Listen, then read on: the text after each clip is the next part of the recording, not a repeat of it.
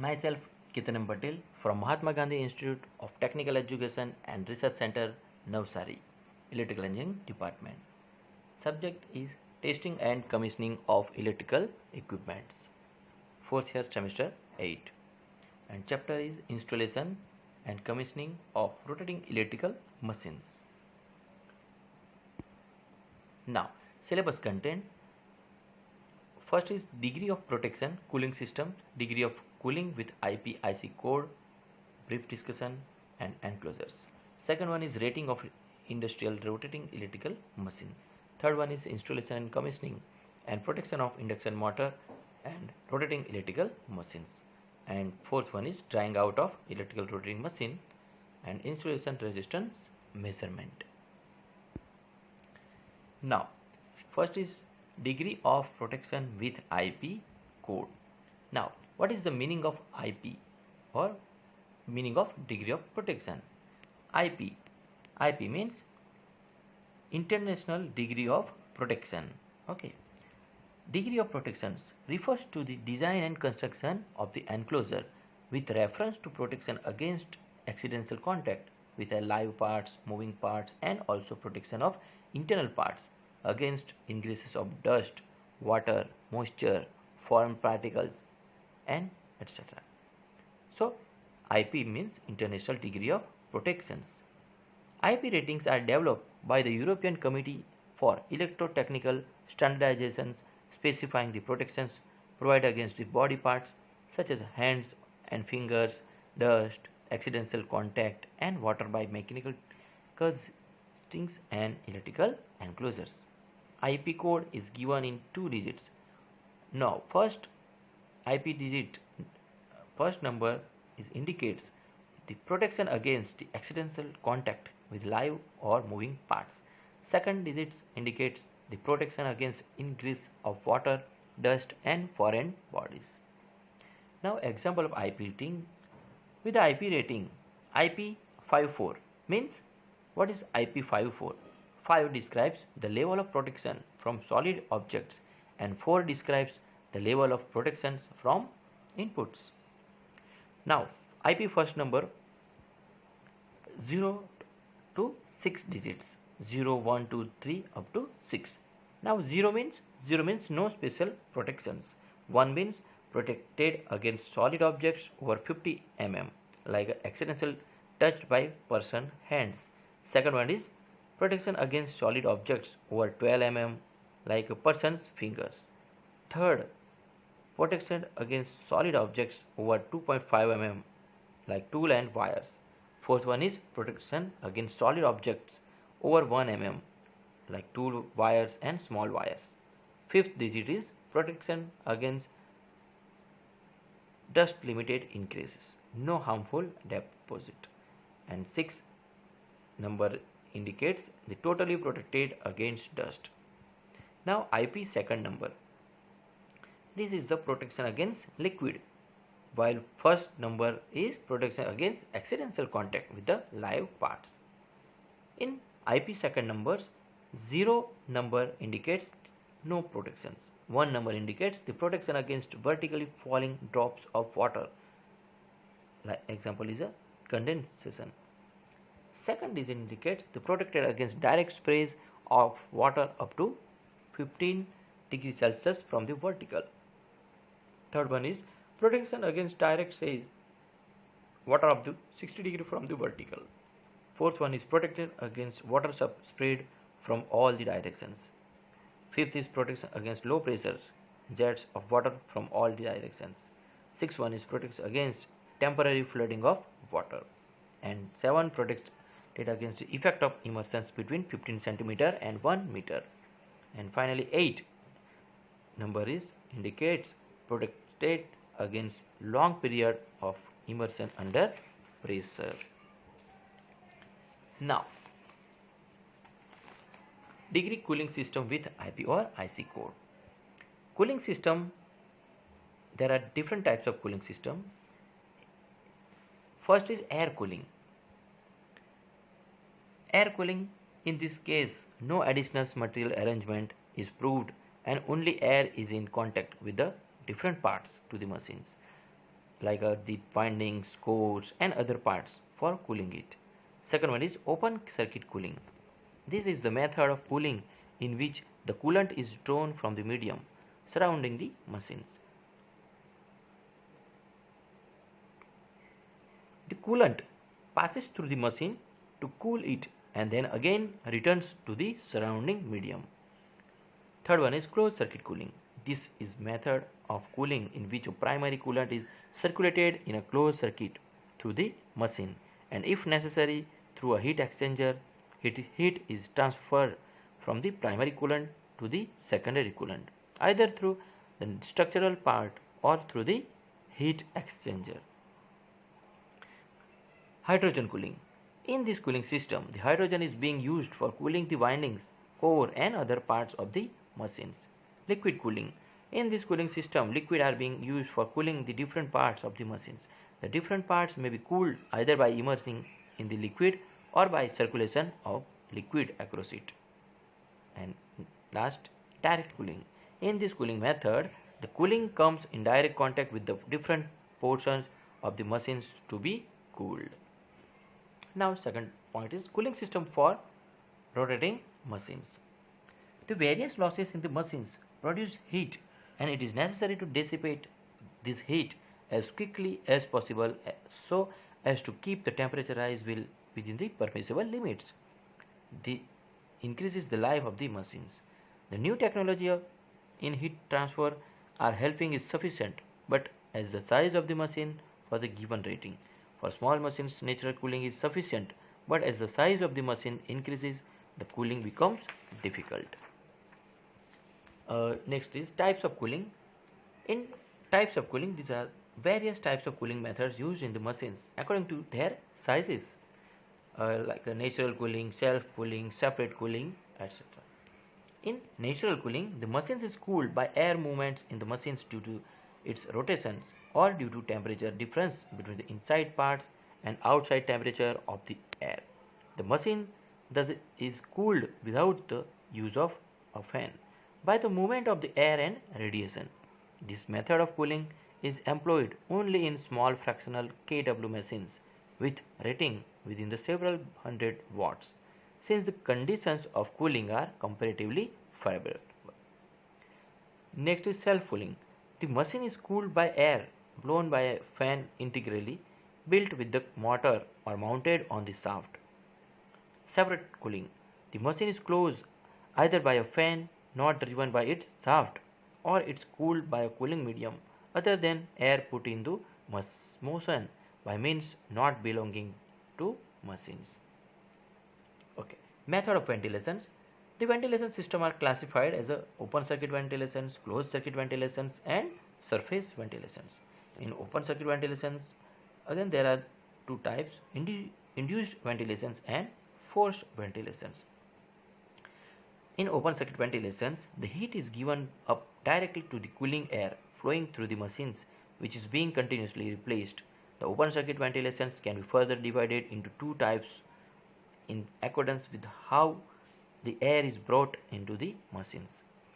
In induced ventilations method used in electrical machines, in this arrangement, a fan produced a reduced pressures of air inside the machines and air from outside is sucked into the machines owing to the atmospheric pressures. The air is circulated through the machine and then pushed out by the fan into the atmosphere. The fan is normally arranged inside the machines. Okay. The fan can be provided externally also. Where is a forced ventilations, the fan sucks the air from outside and forces it into the machine and finally pushed out into the atmosphere. For forced ventilations, the pressure of air inside the machine is greater than the atmospheric pressure outside. The fan may be arranged internally as or externally. In closed circuit ventilations, heat is transferred to the cooling medium such as air or hydrogen through an intermediate cooling medium, circulating in a closed circuit between the interior of the machines and the cooling devices. Water cooler can be used to cool the cooling medium such as air. for increasing the surface of contact. Cooler, stator and rotor core of electrical machines are provided with ducts. These ducts may be radial or axial type depending on the directions of air flow through them. Now surface ventilations. The heat is transferred from inside of the machines by cooling medium to the external surface of a totally enclosed machine. The external surface is being cooled by natural means or mainly by air blown by fan. Now, coolant designations. Foreign coolants are designed by letters like first is gases. And now, for air, A for air, H for hydrogens, N for nitrogens, and C for carbon dioxides. And in liquid form, W means waters and O means oil. Okay. So these are the all the degree cooling systems. Now enclosures. In enclosures there are the different types of enclosures. The enclosure of the machine must protect the winding, bearings and other mechanical parts from moisture, chemical and mechanical damage. The purpose of providing enclosure is twofold. Firstly, providing protection to person against contact with the live or moving parts inside the enclosure and protection to machines against ingress of solid foreign bodies, and secondary providing protections to machine against harmful ingress of water.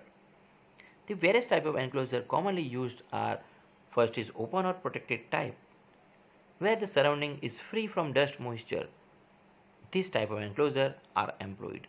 In this, sufficient mechanical protection is available to the motor and proper cooling is also provided. Second is screen protected type. In this metal, screen is provided on the open ventilations, so more protection is available to the motor. Third one is drip proof type. In this, the screen of the ventilations is fitted such that the water falling downwards cannot go into the motor. Next, splash proof type. In this, the screen of the ventilation is fitted such that when the directions of water flow makes an angle of 110 degree or less with vertical, the water cannot enter the motor. Totally enclosed type. In this, enclosure is completely closed. Dust and moisture rarely enter into the motor. Next, totally enclosed fan cool type. In totally enclosed, so there is not circulations of air, so the rating of the motor is reduced. So to cool the motor, another enclosure is provided surrounding the main enclosure, so air is drawn with the help of fan. Now totally enclosed separately air cooled type. This type of enclosure is used when the surrounding atmosphere is dusty. For example, in cement factory, the motor is totally enclosed type. Outside air is drawn in with the help of pipe. Hot air is driven out through another pipe. And last is flame proof type. In this type of constructions of the enclosure is such that the flame cannot come out of the motor or cannot enter the motor. This type of enclosure is used in the places where there is a possibility of fire. Okay, so these are the different types of enclosures. Now, ratings of industrial rotating electrical machines. The rating of electrical machines indicates its load capacity limited by the considerations of temperature rise. According to Indian standard specification, three kinds of ratings are generally specified. First is continuous rating. It is the maximum load which the motor is capable of delivering continuously for an indefinite period without the temperature exceeding specified limits, and also capable of undertaking 25% overload for a period not exceeding 2 hours under the same conditions. Thus, if a motor is rated continuous 10 HP, it means that is the capable of giving an output of 10 HP continuously for an indefinite period, and 12.5 HP for a period of 2 hours without the temperature exceeding specified limits. Second one is continuous maximum rating. The load capacity is above that but no overload capacity Thus, they are the little inferior to the continuous rated motors. This is the output which the motor can give continuously for a long time without exceeding the temperature rise. The motor cannot give any overload. It is used for motors of sizes larger than 2.5 HP per RPM. Next, short time or intermittent rating. This is the output which is the motor can deliver for specified period, say 1 hour or 30 minutes or 1/4 hour, etc., without exceeding the specified temperature rise. Many motors are not meant for continuous operations and could be designed accordingly, affecting an overall economy. Short time rating indicates the maximum load of the motor for the specified time, followed by a no load period during which the machine ratings its original temperatures. Intermittent rating of a machine is defined as that the load which is applied during a certain fraction of time of load cycle and the temperature rise limit is not exceeded. Now, estimation of rating of the motor. As the primary limitation of operations of an electric motor is the temperature rise, its rating is calculated on the basis of its average temperature rise. The average temperature rise is calculated on the basis of its average being during the period, which is proportional to the square of the current and the time for which the total load persists. Thus, if a motor has load L1 for time T1 and load L2 for time T2 and so on, the average rating proportional to L1 square T1 equal to L2 square T2. Now, size of the motor equal to under root L1 square T1 plus L2 square T2 up to Ln square Tn divided by T1 plus T2 up to Tn. In fact, the load on the machines is generally expressed by its load cycle. There may be a periods of no load as well in it. As a matter of fact, when the machine is running on no load, the heat generated is rather small, but heat dissipation continues at the same rate as long as the machine is running. Thus, there is a difference in the heating up of a motor running at no load and that while at rest. For that reason, the American practice is to consider the period of rest as 1/3 in the calculations of size of the motor.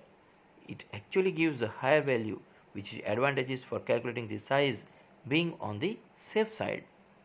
Okay, so these are the various ratings of industrial rotating electrical machines.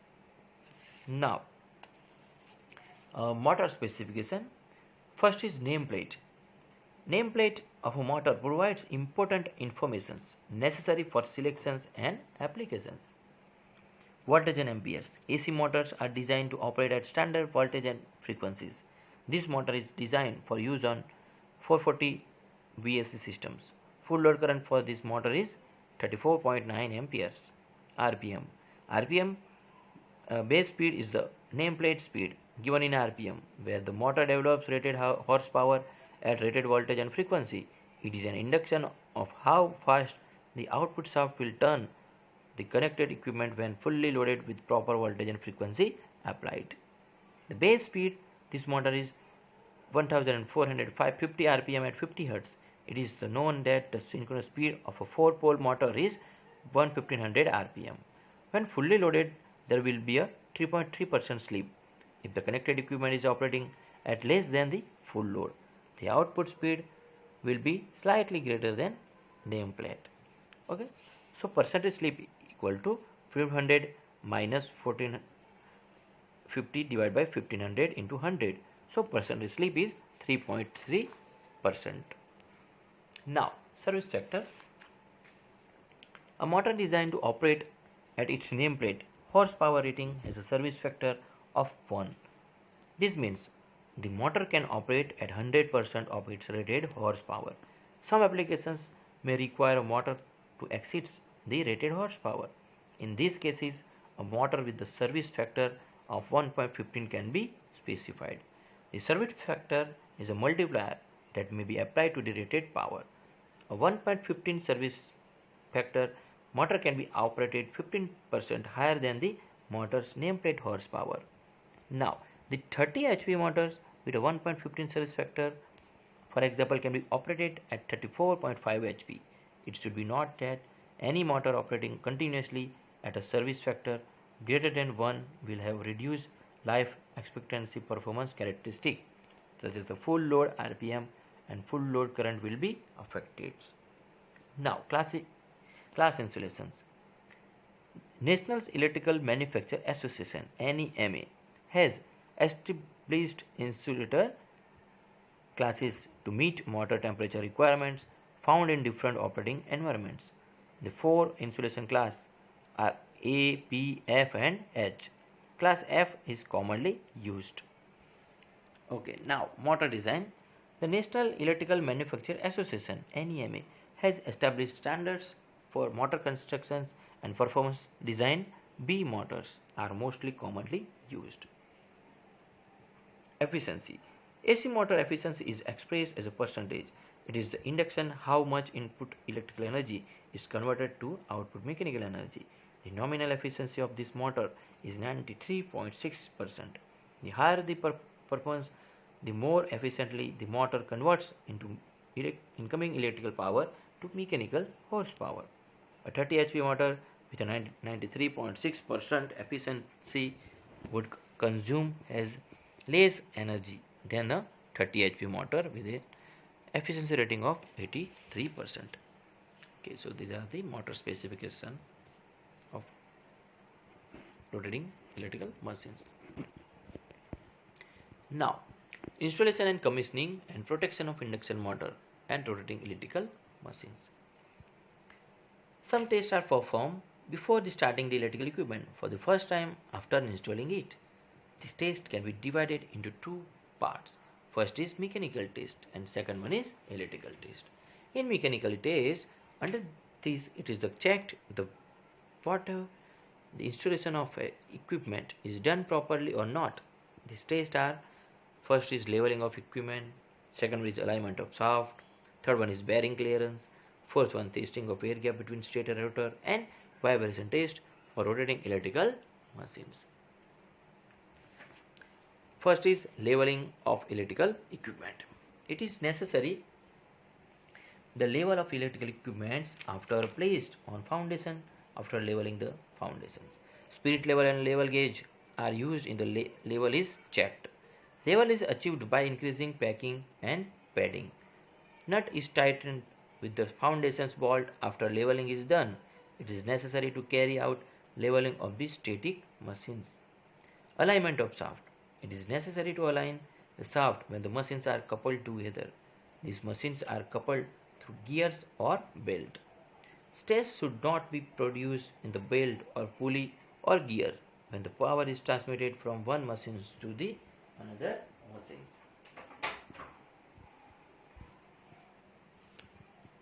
Machines work without producing noise when the alignment is done properly.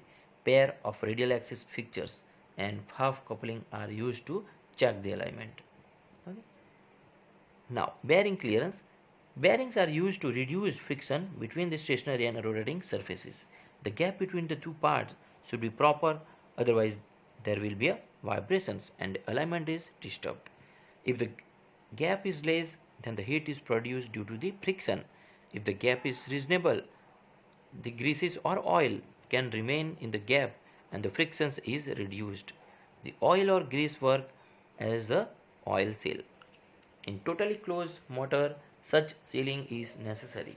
Hydrogen cooling is used in many machines to prevent the hydrogen gas leaking out.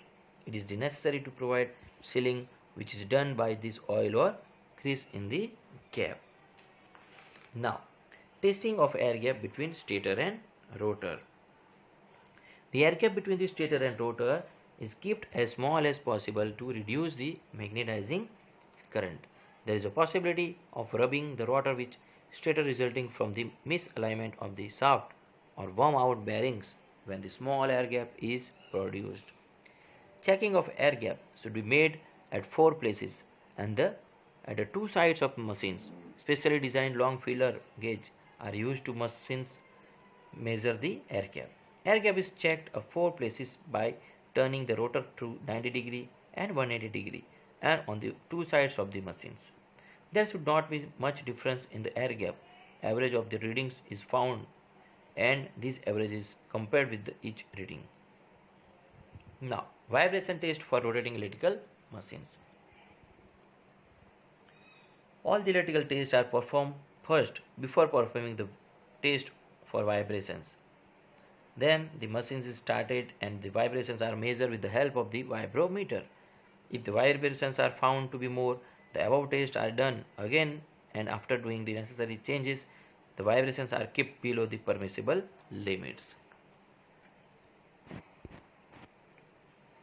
Now, electrical test. Possibility of occurrence of the fault decreases of the electrical test are performed on the equipments. Machines commissioned after successfully testing the machines. The following electrical tests are performed on electrical machines.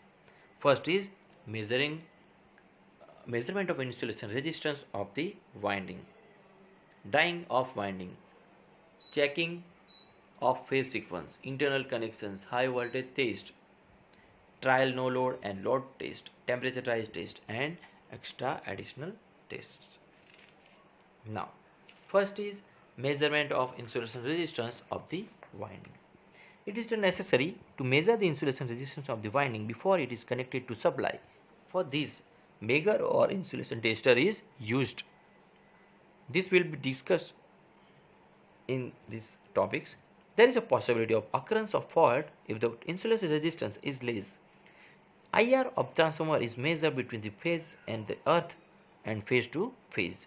Moreover, the insulation resistance is measured between HV and LV windings. If the oil has to be filled in transformer tank, the insulation resistance is measured as above before and after filling of the oil. The insulation resistance so measured should not be below 0.5 mega ohm. Normally, thumb rule is used to decide the required insulation resistance. Now, resistance of rotor is measured between the slip rings and rotor core. In all the above cases, the insulation resistance should not be below 0.5 mega ohm or it should not be below, that is the recommended by the manufacturer. Second one is drying out or drying of windings. Winding is provided at the time of manufacture of the machines. There are possibility of absorption of moisture during the transit or when the machines remain ideal without use. For this is the necessary to dry up the winding before it is connected to the supply for the first time. The following methods may be employed for drying. First of all, dry air is blown over the winding with the help of blower. Insulation resistance should be measured at every 10 minutes in any method of drying. Generally, electric bed heater or bulb is kept nearer the winding for drying. If the winding is inside, then the hot air is blown inside for drying. Sometimes the winding is dried by heating the part near the winding. Sometimes the winding is dried by passing the direct current through the winding. Heat equal to I square RT is produced due to current flow through the winding. Current limiting resistance of suitable value should be connected. The winding is heated due to the heat produced. Now, induction motor when run below this rated speed, the winding is heated due to the increased losses which dries the windings. In some machines, cooling oil is filled for cooling and cooling process is employed to cool this oil. In such case, if the cooling process of the oil is stopped for some time, more heat will be produced and the winding will be dried. Next, checking of phase sequence. The free phase systems, the voltage of the phases do not become the maximum at the same time. The sequence of becoming the maximum is known as the phase sequence. If the phase sequence R Y B, it means the first that R phase becomes the maximum, then Y phase and then B phase becomes maximum. Checking of maintaining a phase sequence becomes very important in paralleling the alternator and transformer. Okay.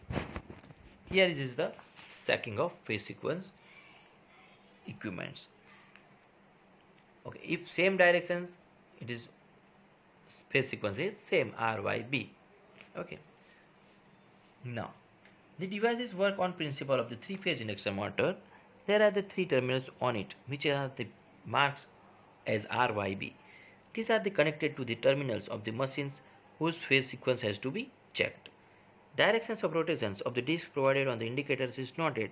Now these terminals are connected to the machines which is to be connected in parallel, and the directions of the rotation of the disc is observed.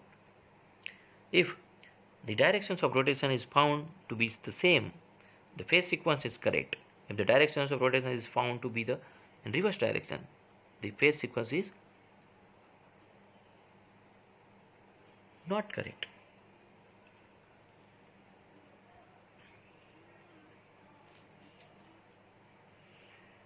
Now, checking of internal connections. Terminal marking, if necessary for proper connections, leads coming out of the machines should be connected to the terminal correctly, because the connections are to be made according to this marking. If the motor terminals are done as capital A1, B1, C1 and A2, B2, C2, then it should be ascertained that A1 and A2 are the two leads of the windings by checking the continuity. Similarly, checks should be made for the other two windings. Now, next, high voltage test. High voltage test. The winding of any electrical equipment should be capable to withstand high voltage for short times. For this test is done by applying the high voltage to the windings for 1 minute. High voltage is applied to the windings with the help of high voltage transformers. See in the figure, first the AC supply is given to the variable auto transformer, and then LT, and then HT, and then spear gap, and last this connections is connected to the motor. In this figure, high voltage is applied to the winding with the help of the high voltage transformer. One terminal of HT is connected to one terminal of the machines, which the other terminal is connected to the earth terminal of the machines. Voltage applied to the primary winding of HT transformer is raised at the rate of 5%. Initially, it is raised at the rate of 5% per second. Then the time period is increased up to 1 minute. Voltage is raised until the spark is produced in the spark gap, or the voltage reaches to the desired voltage, whichever reaches first. When the voltage reaches to the desired value and the winding withstands it for 1 minute without the spark being produced, the winding is disconnected from this transformer and the insulation resistance is measured.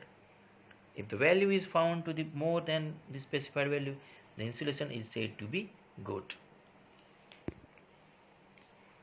Now, no load or trial test and load trial test.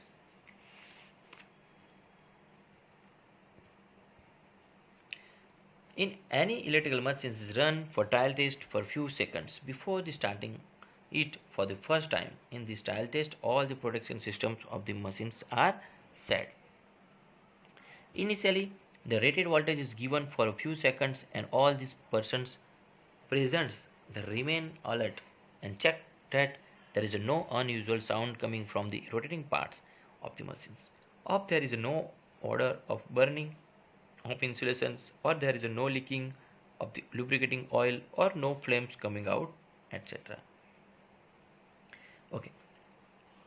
Machine is kept running on no load for about half an hour, and then the temperature of the bearings, temperature of the winding, no load current, power factor, etc. are measured. It is checked that all the parameters are within the permissible limits.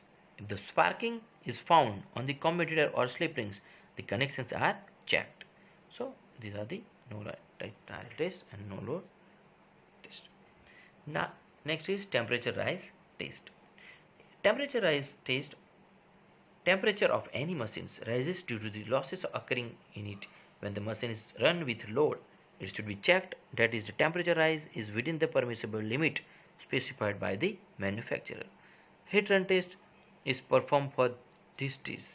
In this test, the machine is run for about 1 hour at no load. Then the full load conditions is created in AC machines by giving reduced voltage with the help of auto transformer, and in case of DC machines by giving reduced voltage with the help of voltage regulator is created by locking the rotor. In case of induction motor, and short circuiting the secondary winding in case of transformers. Temperature rise is measured which is compared with the that is specified by the manufacturer. And last, extra additional test. In extra additional test, check the tension of the spring placed over the brush, check the surface of the commutator, fuses of the fuse box, load on the three phase are balanced or not, oil level is up or not, silica gel is breather is moisture free, earthing of the electrical equipments, etc. are checked in extra additional tests. Now, commissionings and protections of induction motor, three-phase induction motor. Starting off, insulation resistance test and other tests should be performed before the equipment is put into the services. Continuously test should be performed and special attention should be given to the connections of the secondary winding of the current transformer. All the protective devices should be set to their minimum setting while switching for the first time. If all the above tests are found okay, then the motor is started slowly. It should be possible to stop the motor immediately if it is found to rotate in the reverse direction or if necessary. Interchange the two phases of the motor if it is found to rotate in the reverse directions. If all tests are found to be okay, increase the speed of the motor in steps, stopping for a while in between. Secondary, that no vibrations are produced when the motor runs at a fully speed. Now, if motor does not start, or cannot remain at the full speed, then immediately bring the starting handle to the off positions and check these types of points. First is connections should be correct and should be according to the circuit diagram. Check whether the voltage is available at the starter terminals. Check that all the connections are right. Check the connections of the cable and control the circuitry proper. Check that handle of the brushes gear is in the start positions. Check there is no excessive voltage drop when the starter is operated. After all the checks are made, second attempt should be made, and still if the motor does not starts and comes to the full speed, driven machines should be disconnected and another attempt should be made for starting. Load should be given to the driven machines whether the motor runs with full speed. And last is, if motor does not take load, if the directions of rotation of motor is proper and motor run state satisfactory on no load, but the overload rarely trips. When the load on the driven machines is given, setting of the overload relay should be checked and should be set properly if found incorrect. It should also be checked whether any tight points are developed in the loading conditions. If still the motor does not take load, the manufacturers of the motor and the driven machines should be contacted. Now, the protections of rotating machines like a three-phase induction machine. Okay. In circuit diagrams, for a magnetic contactor starter for a low voltage three-phase induction motor with the overload and under voltage protections, devices such as HRC, fuse, thermal relay, etc. The three-phase supply is given to the motor through the various elements such as fuse, switch, contactor and thermal overload relay. The control circuit of contactor consists of energizing coil, start and stop buttons. The start push buttons is normally open green switches, while the stop push button is normally closed red switches. When the start button is present, then the contactor coil is energized as it gets supply voltages. The coil attaches the plunger when excited and the main contacts are closed along with the auxiliary contact. Even if the on position push buttons is released, the contactor coil remains energized as it gets supply through auxiliary contacts. Thus motor start the running. Here in the figure, the three-phase supply given to the motor, or here it is stator. The contactor is contact between the between the three-phase supply to motor. In between the fuses, thermal overload relay and magnetizing coil are used. Now, the off push buttons, which is normally closed when the pass pressed, cuts the supply of the contactor coil, and hence the main as well as auxiliary contacts are open, so motor eventually stops. If supply voltage fails, control coil is de-energized, which opens the contactor and motor stops. During overload conditions, the thermal overload relay operates. Thermal overload relay consists of bimetallic strip. Because of bending of one or more bimetallic strips result in operations of common lever which operates the strip contacts to de-energize the coil and disconnects the supply to the motor. The bimetallic strips are either heated directly by flow of current or with the help of special heater coil through the which motor currents flow. For large motors, these relays are connected in secondary of CT. The bimetallic strips can be self-setting type or hand reselling type, in which mechanical reset is required as the trip mechanism looks be self in operated conditions. It should be observed that the rating of thermal relays should be such that it should not operate during the normal operating conditions. A setting range is provided for adjustment for various load conditions. Protections against short circuit is provided with the help of HRC fuse. So these are the protections of rotating machines like a three-phase induction motor. Now, drying out of electrical rotating machines. Now, what is drying out and need of drying of windings? Motor or other electrical equipments many times remain ideally without use for some time. The moisture is absorbed by the winding during the period and the insulation resistance value is reached. Many times the moisture is also absorbed by the winding during transit. The equipment is damaged if it is operated when its insulation resistance has reduced. Moisture absorbed by the winding is removed by carrying out drying process and the insulation resistance increases.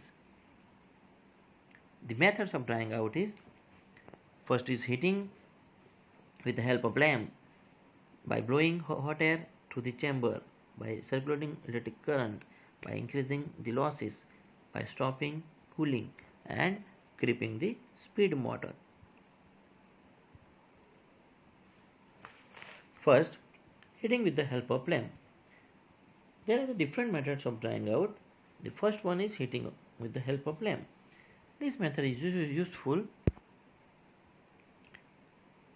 Here it is a figure of the drying of insulation by lamp. In this method, rotor is taken out and inside the incandescent lamp like a 200 watt or 500 watt is kept. Carbon filament or infrared lamp can also be used in place of the incandescent lamp. If there is a winding in the rotor, it can be also dried by this way. Second one is blowing hot air through the chamber.